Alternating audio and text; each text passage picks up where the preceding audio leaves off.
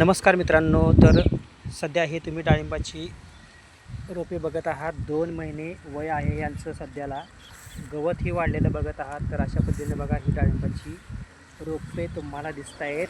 कुठंही कीटक आणि बुरशी पानावरती कसल्याही प्रकारे नाही. जरी व्हिडिओ मी जास्त फास्ट घेत असेल तरीही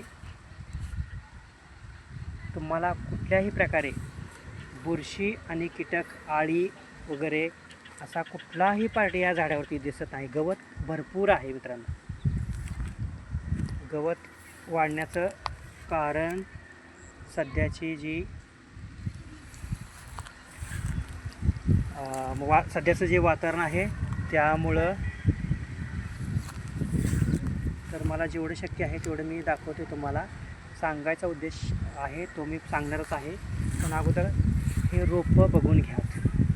ग्रोथ आहे, निगेटिव्ह ग्रोथ कुठंही नाही. कुठंही वॉटर शॉट हा प्रकार तुम्हाला दिसणारच नाही.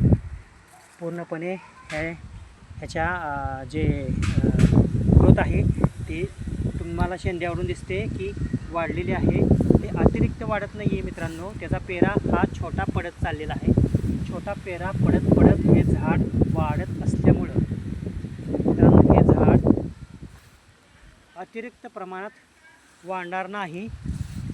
तर हे अशा प्रकारचं सध्या हे रोप दिसते तुम्हाला. तर ह्याच्या बुडात जर आपण गेलो तर कुठंही तुम्हाला वॉटर शॉट वगैरे तर नाहीच आहे आणि पूर्णपणे झाड हे निरोगी आहे. तर याचं मूळ कारण तुम्ही म्हणत असाल स्प्रे असेल तर स्प्रे तर आहेच रुटीननं. मी स्प्रेचा हा वेगळा व्हिडिओ घेणार आहे. स्प्रेचं रुटीन पण सांगणार आहे. स्प्रे हा टाईमनुसारच मी घेतो. कधीही उठलं न सुटलं मला वाटलं म्हणून होत नाही.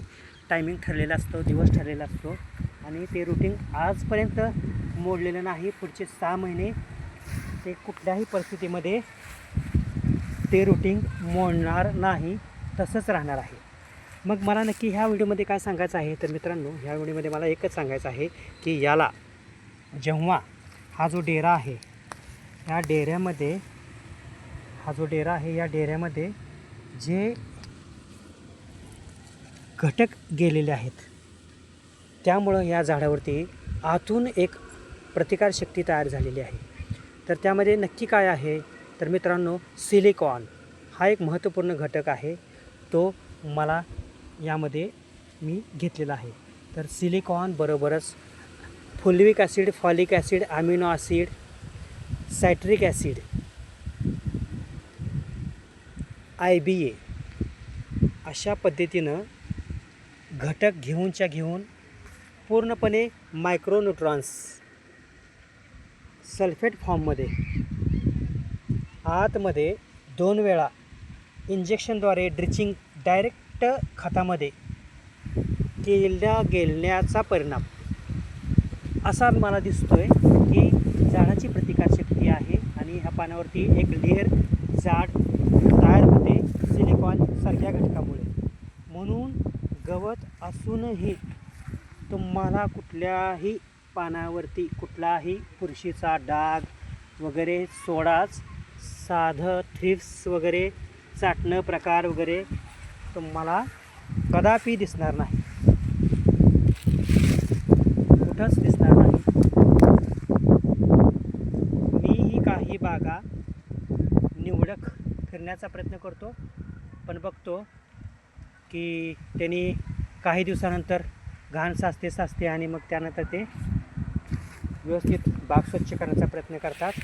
बागेत गवत जरी असेल या ठिकाणी तरी झाड हे पूर्णपणे निरोगी आहे.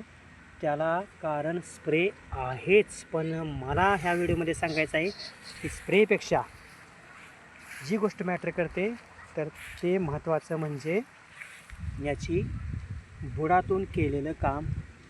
आणि त्यामुळं सल्फेट फॉर्ममध्ये जो मायक्रोन्यूट्रॉन्स आपण दिलेला आहे तर त्यामुळं अशा पद्धतीनं हे झाड प्रतिकारशक्ती असलेलं दिसतंय.